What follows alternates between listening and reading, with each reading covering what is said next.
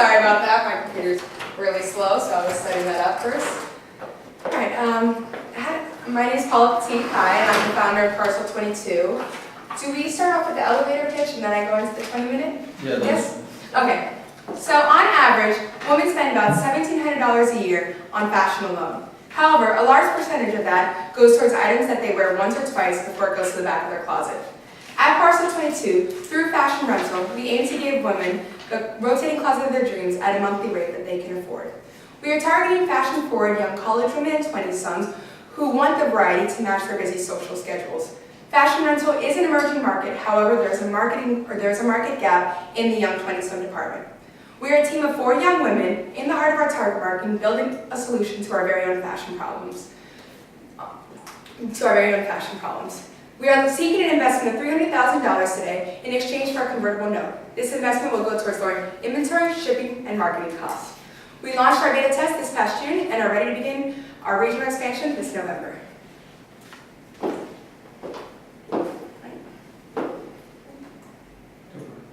Alright.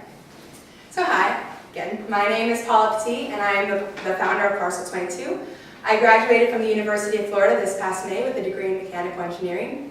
During my time at UF, I probably spent thousands of dollars on clothing. I'd go to the mall, spend 40 or 50 bucks on an outfit or two, and a week later look at my completely packed closet and be like, I have nothing to wear. Meanwhile, my roommate would come in and be like, hey Paula, can I check out your super cute clothes? And I'm like, yeah, I'm gonna search your closet real quick too. And alas, the nightly closet swap would begin. And in that I realized it wasn't about the clothing being new, it was about it being new to me. And I know we're not alone on that. Young women across the nation engage in very similar systems such as this by expanding their closet through the use of their roommates. So, my senior year, I heard about the concept of rental clothing, and I got so excited. I was like, what? I can get my clothes, wear it out, send it back and get new ones days later? And I got so excited. I ran to my computer, ready to throw my wallet at whatever the service may be, only to realize that while yes, it did exist, it didn't exist for me. So I was upset for like about an hour there. I moped around. I was really excited about that concept until it hit me. Well, why can't I do it? So that's where Parcel22 was born. So at Parcel22, we offer an exciting and innovative alternative to the classic shopping experience. We aim to give women the rotating closet of their dreams at a monthly rate that they can afford. So how do we do it? So first off, we style. When women first log on, they create a style profile with us. They answer questions about their lifestyle, the sizing, the things they like to wear. After that, they can then go through our inventory and like any items they'd be interested in receiving. They simply put a heart on it, very similar to Instagram, so it's intuitive to our target market. They simply put a heart on any items that they'd be interested in receiving. Once they sign up to receive their first parcel, we can then see their style profile and the items they've liked, and put together a parcel with 3 garments and 2 accessories for them. They always have the option to approve it before we send it out to make sure that it will match their upcoming lives. Once we send it out, they can then strap their stuff. They can wear it to whatever events they may have, brunch, family dinners, whatever. Once they're done wearing the items, they simply send it back in a prepaid return envelope. Once we get the items, we repeat the process all over again. So they can get as many items per month as they can possibly wear. Very similar to the old Netflix model, you might remember. And if there are any pieces that the girls fall in love with while they're renting it, they simply don't return it in the return parcel, and we automatically charge them when we get their return parcel back. So, this is a cute little video we put together to show it in action. Oh no, that's not how that works. There we go.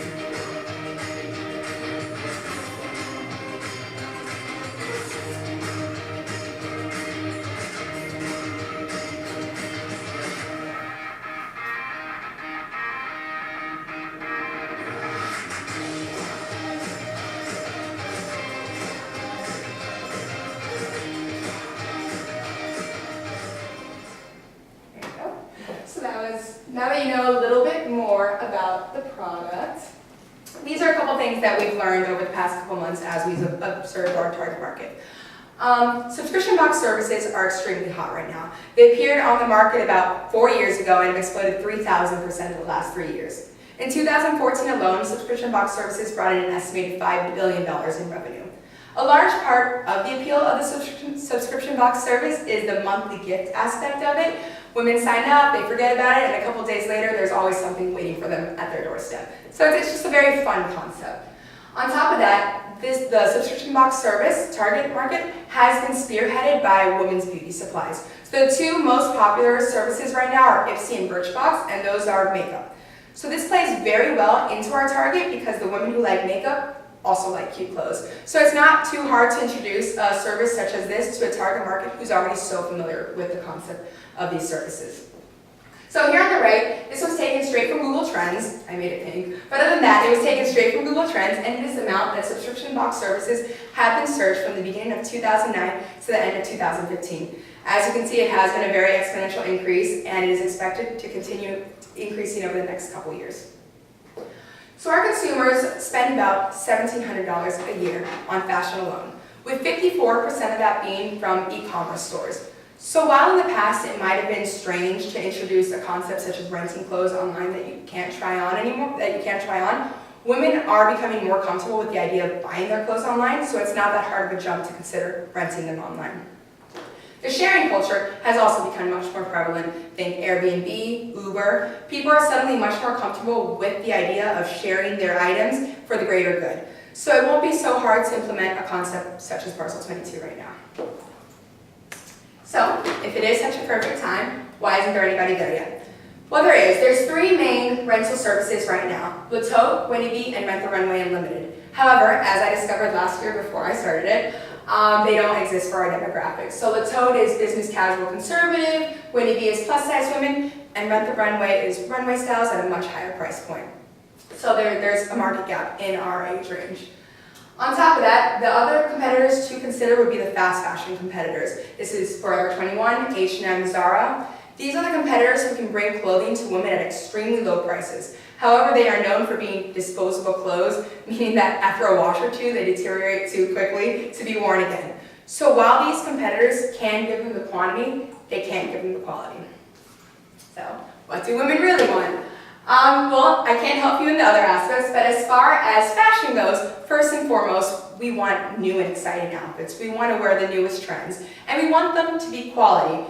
And at a young age, a lot of us don't have the budget for the quality and the quantity, so we need it to be affordable. The newest shift is people want convenience, so the doorstep delivery is a huge advantage for Parcel22. So, speaking of advantages, we can offer them the quantity and the quality that the girls want. We are the first to market in this demographic, and this demographic is the demographic that wants the styles. These are the girls who are most interested in the trends, which gives us the perfect advantage to be here at this time. We're also a very young and dynamic team. Our team ranges between 18 and 23 years old, so we're right in the heart of our target market. A lot of companies these days aren't so attached to their target market. You know, they guess what their consumer wants, they analyze the data, but we interact with the girls on a day-to-day basis. We are the girls ourselves. So we know what they want, we know how to target them, and we know how to fix their problems. While I consider myself to be very in tune with the target market, I'm not in school anymore, and all my interns are, all like the younger girls I have are.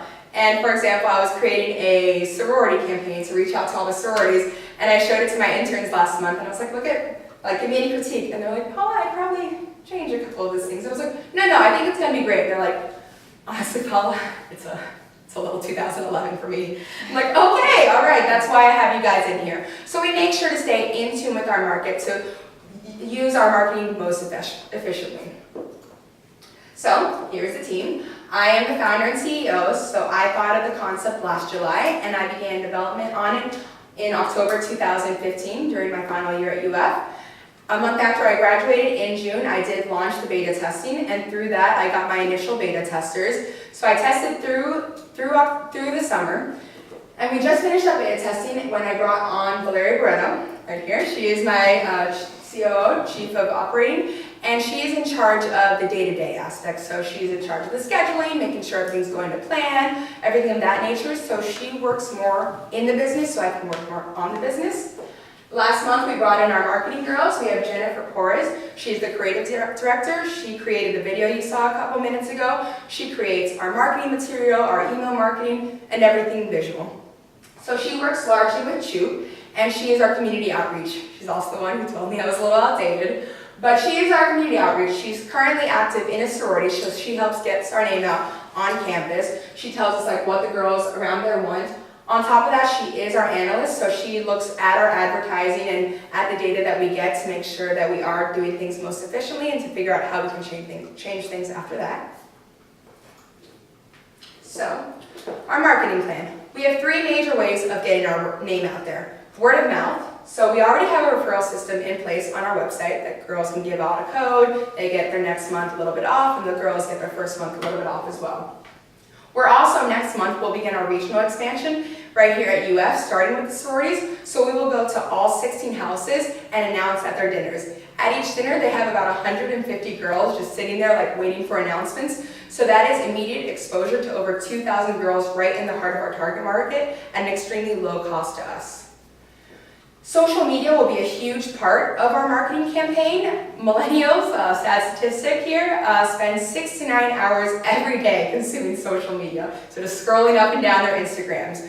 Instagram will be a huge part of our marketing. That's where we will set our branding. And through that, we will give women who subscribe to us the opportunity to be featured on it.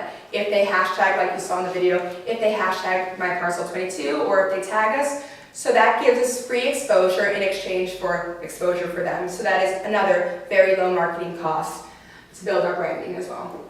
The strategic partnerships as well. We are currently in the midst of recruiting brand ambassadors on campus. So these are the girls who have thousands and thousands of followers that other girls look to set the trends. These are the cool ones like, what is she doing? I want to do it too. So in exchange for a free subscription, they will simply just have to post about us, and it's not so hard to get them to post themselves in cute clothes.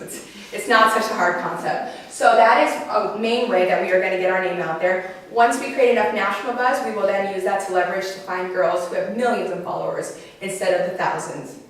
On top of that, once we set a national stage, we will begin crowdsourcing our clothes. So we will create a platform for young and emerging designers to give us their clothes either free or at a very low cost in exchange for exposure.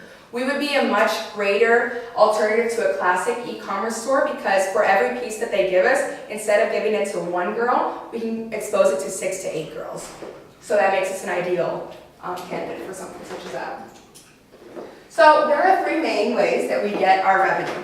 First and foremost, we have our monthly subscription. So it is $49.99 a month, and it is recurring every month, no matter how many parcels they may or may not get. On top of that, we have our in-subscription sales. So these are the pieces that the girls fall in love with and don't return to us. These pieces, we sell them for 1.5 to 3 times the amount that we get it for. And this is still much lower than the price that they would expect at a boutique, which is often 5 times more. Our last way that we can keep our inventory very fresh and new, especially at such an early stage, would be our quarterly pop-up shops.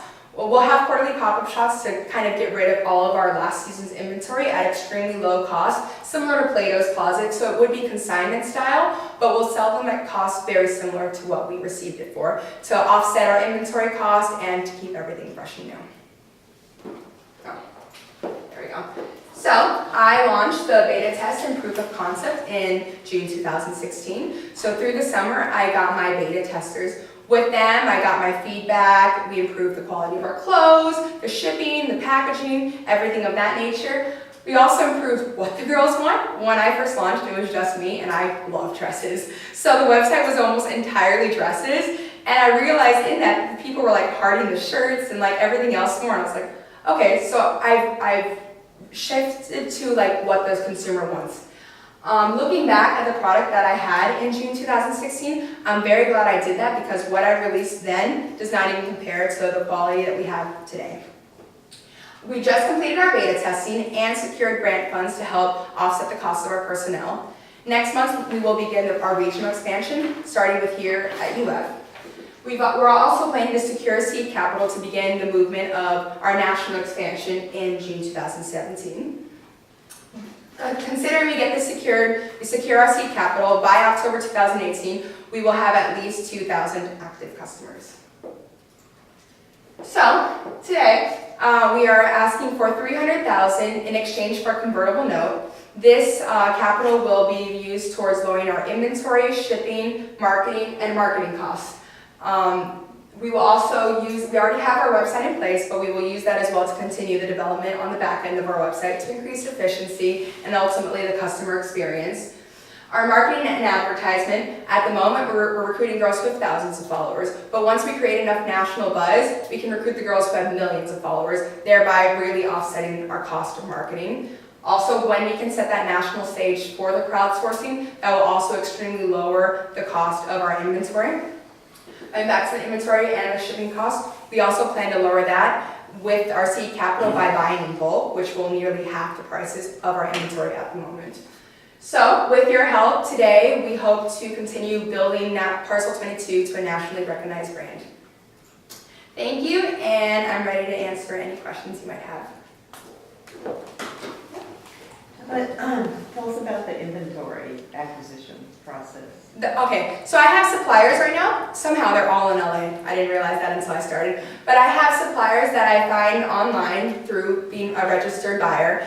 And I can see all their inventory and I buy them in packs of 6. That's the minimum amount you can buy them for boutique style. So I either buy them through there, and we also went to an Atlanta trade show 3 weeks ago where these suppliers come close to us. And we can see all the items in person. So we spent about $1,300 in inventory right there by seeing the items in person. And that's what I'm talking about, that the quality of the items that we brought in June don't even compare to the quality we have today. My roommates have watched me go through this entire process. And when I first launched, they were like, oh, very cool for you. Like, I love your, like, good for you starting a business. And as they've seen me progress, they've been looking at my inventory more and more like, hey, like, how do I sign up? Do I get like a friend discount? How does this go? So yeah, we have our suppliers in LA, and we can see them in person when they come to trade shows nearby. Where do you physically keep the inventory, and how do you handle your backroom operation? Yeah, right now we have about 200 pieces. So right now I have a room dedicated in my home to storing the pieces, but we are almost at capacity. It's not a huge room. We are almost at capacity, so we will eventually have to move into a storage or our own space that we work in. Right now, I do my business out of the starter space here at UF, but yes, the clothing is stored in an extra room in my house right now. You mentioned you have grant funding. Yes, so it is a STEM Ready grant that we just received, so we will use that to offset some of the personnel, like our interns that we have right now, the marketing interns, and some of the development. We will bring people like internally to help us. We just secured that last week, so it's still in the process of figuring out who.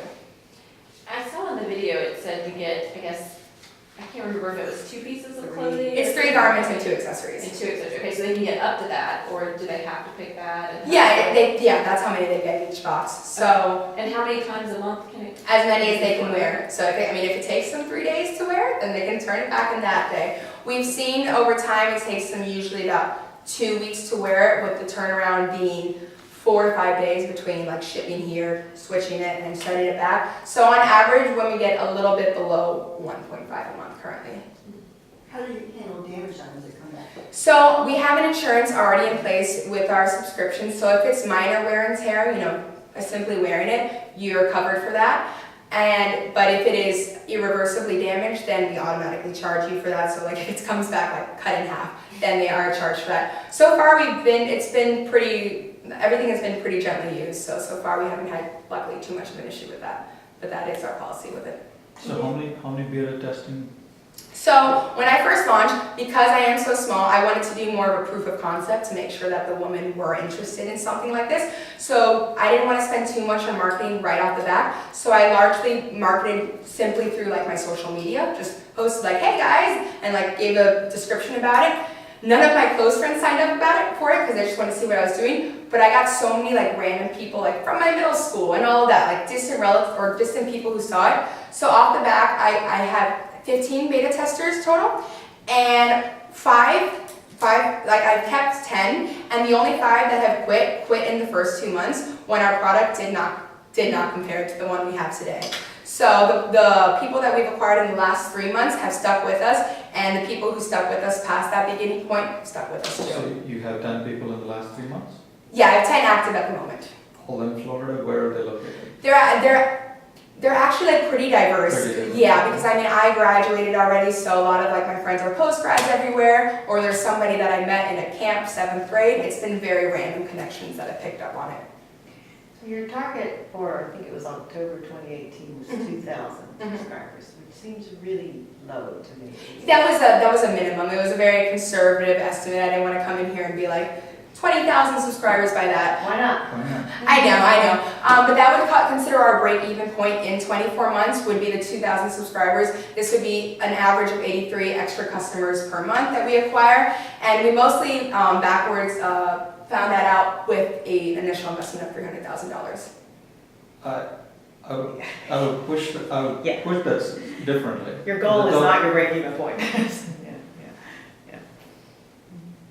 There's nothing what you're doing here is special that somebody else like you Yeah, cannot yeah. start anywhere. Yeah, I know. Just.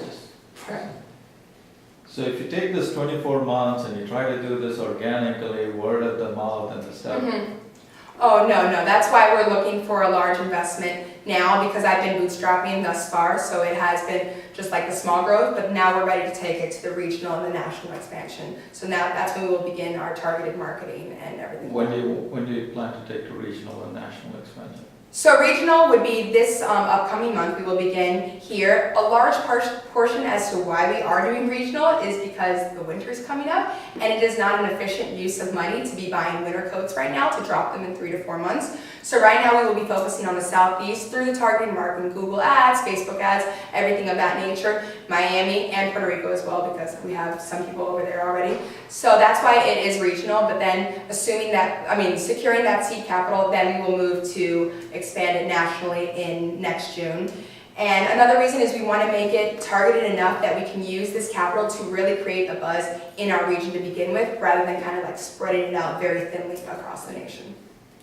I think part of what I'm struggling with is a 2,000 base customer does not correlate with asking for $300,000. Okay. If it's primarily for marketing and advertising and scale up and all of that, so you need to sync those things up. Okay. And if you're going to ask for somebody else to give you money, you need to show your vision, that you have a bigger vision than that shows. Okay. So you said you buy in packs of 6? Yeah, so that is the standard pack that like boutiques and everywhere buy it in, so it's like the minimum per style is 6. Do you have a certain size range? Yeah, so it's the sizes that you see at Forever 21, all of those. So it's the mist style. So we get them in small, medium, large. Our packs come with 3 smalls, 2 mediums, 1 large to kind of cater to our market a little bit more. But this falls into the target market where the girls know if they're small, they know if they're medium, they know if they're large. So it doesn't go exactly by numbers, it just goes by that. Have you thought about the same thing, a different spin, but really not buying the clothes? What? Not physically acquiring the inventory. I don't know all the stores, pardon me, I'm a guy, but if you go to, like you said, some stores like H&M or Forever 21, yeah, your quality is better or something, but they have locations in each place, they have inventory owning it. Can you be the Uber X for them without having the inventory, help them manage their stuff, get it out, you handle it. At the end of the day, you give it back to them, let them put it on sale to sell it out at the sale price. You're not owning any inventory. So partnering up with these fast fashion industries? Yeah, so you're not literally buying inventory. See, your costs are, I like the idea, I like the concept. This is going to be a very labor intensive, I think Jeff brought it up, unless you have a software managing all this stuff of inventory X and up. Netflix, got it. The second one is you have to have physical inspection of this. If there were stains on it, it's washing and cleaning after this stuff, right? Now you have to own and buy and sort out for 200 pairs. If you go 2,000, now you have, so my concept is, while you're doing this, think differently about your business model. There are plenty of stores in Gainesville that have inventory. But if you can partner with them, say like, I will move your inventory, I will rent it across out, the nation. give me this. Okay, so partner up with smaller stores. I wouldn't partner so much with those fast fashion stores. Whatever, I Yeah. said, I don't know the stores, Yeah. but wherever you pick your boutique stores or your fashion stores, all across LA and stuff, you create this platform for receiving, doing other stuff, and you don't own anything. That's a great idea. So That would everything, be an interesting pivot that everything you get is profit. Okay, actually. They're trying to get people physically in the brick and Yeah. mortar's location, and so it's very different. I actually really like And if that. they want to buy it, they can go to that store and buy it. And if they Or come they- to Or they you can buy, they can keep it and be automatically and keep it, and so you get extra commission on that. commission off what we sell Wild. them, and that lowers our inventory costs and storage. Okay, I actually really like that idea, thank you. Because then you really don't need $300,000, all you need is really good, Partnerships. partnerships and prove that you got a team who will work. We can make that happen. Okay, thank you, yeah. Because if you get 5,000 followers down the road, I wouldn't want to do laundry when it comes back in. Are they required to wash? it? No, okay, so we do have a dry cleaning deal at the moment, so we have, with the bulk, we hope to bring that down lower, but at the moment, we get $1.50 per pound dry cleaning, so that usually averages out to $1.50 per box, That's- or less, yeah. So that also lowers like the deterioration. And they have scale everywhere you go, though. Yeah, we would have to work on partnerships like as we grow, but I was briefly down in South Florida and I found a deal similar to that there, and now I think Gainesville I found another deal rather quickly, so I'm not too concerned about potentially being able to find partners down the line. Think about that more, Lola. It'll make I you- know, I it'll make will. a lot of sense, especially for you when you're shipping. If your customers are in LA, why do you want to ship it from Gainesville? You know? Yeah, And then your dry cleaning is in LA, everything is right there. You have these, Hubs. yes, we act more as the middleman. Okay, I like that, thank you. you're welcome. So each parcel costs $50 roughly. The monthly membership costs $50. And it's just as many times as you want to Mhm, return. yes. So, a young woman who was going to be, you know, in the range you're talking about is going to be maybe 18 to 20? 18 to 24 is 25. We're reaching up a little bit higher now with the post grads because after launching, I realized that initially I was more targeting college girls. That was my initial thought. But as I grew, I started to pivot to the post grads who have more disposable income, so they are interested in more a service like this and will keep more items that they get. Rather than trying to get the most budget out of it, they're more excited about the cool concept of it. Can I add something? There's actually been a couple of like trendy moms that I've been talking to that I just like talked to her yesterday, but she's been spreading around her office. So it even is spreading towards like that demographic because they have the money for it and they're just interested in such like that. Yeah, it's like, Sure, sure, I don't have the time and it makes them feel, is what she told me, younger. She said it makes me feel so young being part of this. And I'm like, okay, you know? Then your monthly subscription is $100. Yes. No, it's based on. Yeah, based on the market. Pricing is based on the market. Based on the market, I was going to adjust my subscription costs depending on how the market responded to it over the next year. So I had a different question for Okay. you specifically. Okay. Wow, I love that you have this entrepreneurial passion. I must admit, inside I'm a little sad. You seem to be abandoning your mechanical engineering degree. So I always get a question it's like like we this. need more of you. I know. I always get a question like this. Yeah, so you want to know why I went Yeah. here? Okay, it's like, I'll do it in the shorter version. I came into UF, I didn't really know what I wanted to do. I knew I loved math and physics, and I was like, yeah, I should be a female engineer. Knew it would give me a good job at the end, so I didn't question like what that meant for me. My mom was like, I don't think it fits your personality. I was like, Mom, I got this. And even freshman year, they were like, tell me next year what your major was. And I just wanted to prove everybody wrong. Wrong. And that's why I stuck with it. And junior year, I was president of my a cappella group on campus, and we were like a brand new group, like think Pitch Perfect. We were like the reject group. We were in the reject They're email. called tone deaf. Yeah, that was not great. We were actually in the reject email of the other groups, so we were just a mess. And I became president after being a year in it, and we went from being that mess to being able to charge $1,000 per performance.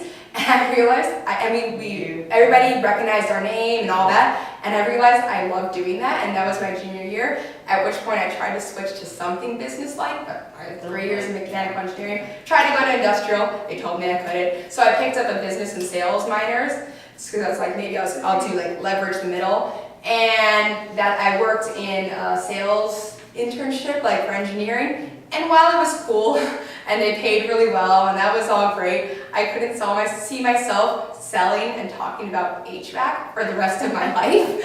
And that's around the same time that I was looking for this concept for myself, and that's what I was That's a great story. Yeah. That Thank you. that engineering background will serve you well. It's not gone to loss. It taught me like a good Yeah. work ethic and all that, but I've had enough of the gears and pipes. There are other applications. Yeah, so I guess one last comment I have is, when I see this, to see that something that's really scalable, and I agree that, you ought to think bigger. Okay. The other thing to keep in mind is that, as charming and wonderful as you guys are in person, you would not see most of your customers in person. Mhm. So they'll see you by talking, they'll know you by talking on the phone, Mhm. if they call, by looking at a website, and by what comes in that package. Yes. Okay, and so that branding of that, how you distribute and interact with your customers is going to be really critically important. And I have firsthand experience of doing this, so I know what an impact that can have on sales. So I really encourage you to make sure To work on the branding. stay really focused on your back end so that every package that goes out comes and it's something that arrives and is Visually. recognizable and is something they're excited to open. I mean, it should be like a birthday The present, unboxing. like you said, the birthday present. The monthly gift, yes. The monthly gift kind of thing. And that needs to be very, very consistent Mhm. over time. Yeah, up until this last month, I just kind of, I didn't have so much branding. I was kind of like, oh, this is nice, like let me put this together. I was learning as I went. And that's when I got feedback to begin on the branding, and that's when I brought in my marketing interns. So together we've been working on making everything across the board match and really have this very fun but slightly like edgy branding. Custom labels, a box that looks Right. the Mhm. same every time, it's the same Yes. size and shape. And pay attention also to your delivery services, because I had a business one time where unfortunately we designed a box 2 inches too large. And it cost me Oh, no, I made sure to get, So you want to make real sure of all these back end kind of things, so that, and once you get that nuts tight, it just turns into a machine for cash. so we're scaling down even more. At the moment, we're looking into custom mailers, because right now we send it in a box and it comes back in a prepaid priority envelope. And we are scaling it down even more to lower our packaging cost by 75% and lower our shipping costs on the way there by $2. But I did make sure to pick, like when I picked the box, the highest ratio that I could get at this set price. Because if I did it like 0.5 inches more, like it would have gone up by $1. But if I had gone like 3 cubic inches down, it would have been the same price. So I made sure to max that out. That is very interesting. Was that add to that, like after each shipment, since you have it on, you probably will have an app eventually. Yes. Have every shipment with some customer feedback so that I have a say in it. Was it, Yes. And I think you learned the lesson really fast in your beta testing. You mess it up once. You said like my cost of acquiring customers is very inexpensive, but also your cost of losing customers is the time of losing very easy. Right? Mhm. You just lost 1/3 of your customers, 5 out of 15 just.